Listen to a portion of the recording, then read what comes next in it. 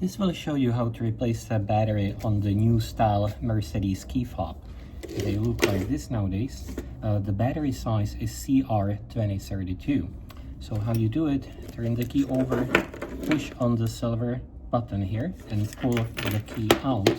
Then with the actual key insert, you can pry open the back of the remote just like that and slide it out. Then there's a little door, and again you use your key to pop this open, little heart,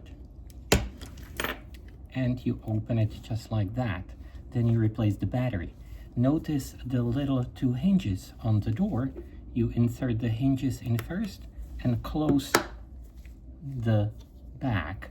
Then on the back of the key itself, there are two sliding tabs on the very end. So you slide that piece in first and then align it and then push on this side down until you hear the click.